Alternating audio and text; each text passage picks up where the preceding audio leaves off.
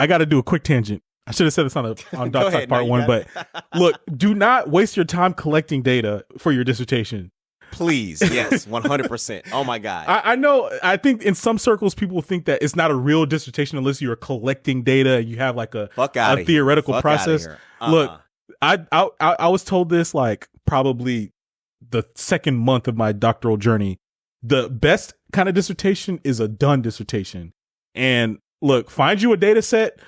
There are a million research questions that you can answer and just go ahead and handle that. That's what I did with the UK Biobank. You did that as well. I don't know what data set you used though.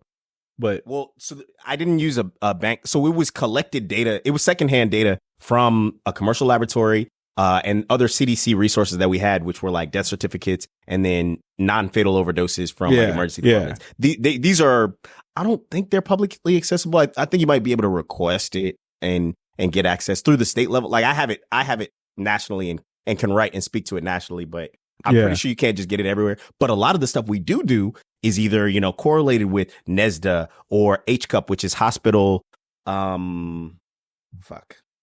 don't know, hospital something. It has to do with like how it's insurance billing and stuff like that. But we have a bunch of them. We have a ton of different data sources that we use. But salute to that. Don't collect your own fucking data. I mean, if you can't get it from the census or the ACA, which is the not ACA, ACS, which is American Survey something. No, it's not census survey. Something.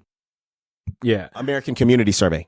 Gotcha. Rewrite your shit because you don't need to be out here collecting data. My initial advisor tried to get me on that, and I was like, it's only 50 subjects that you need to just like a survey. I was like, fuck out of here. Yeah, and it was in person. It was on COVID shit. God. Like, absolutely not. Well, I mean, look, I'll say this. Like, I mean, you could, and it's useful. Somebody has to do it. Somebody does have to do it. No, so I recognize that it's important. Let a government agency do that. Motherfuckers to get out here and do that shit. They don't pay you, the doctoral student, to get out here and do that shit. They don't pay you enough to do it at the very least, so don't do it.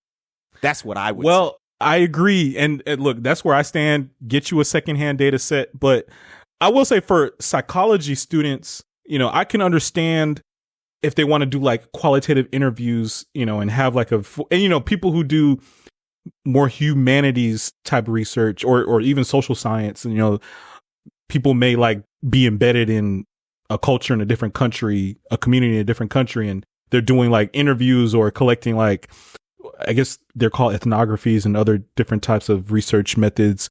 I can understand some people want to do like interviews and sort of do like thematic analysis, but I'm like, look, it depends on how much pain you want to go through and if that pain is not pain for you. For me, it's pain. I'm sorry. Give me the data set and let me be on my way. But, I guess I'll hop down from my high horse and say, preferably you should get a secondhand data set, but I understand if you want to collect your own data and have some magical research question, which is not going to be true because there's plenty of research to show that most research studies, John Ioannidis, sorry, I have to go on another tangent. John Ioannidis, a professor at Stanford, published this paper in like 2005.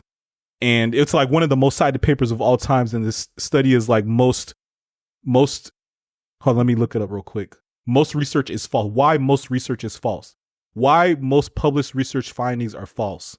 Because of all of the different things that go into doing research between the collecting of data, the research questions, there's so many possibilities for confounding variables to influence the actual result, so it's probably not true.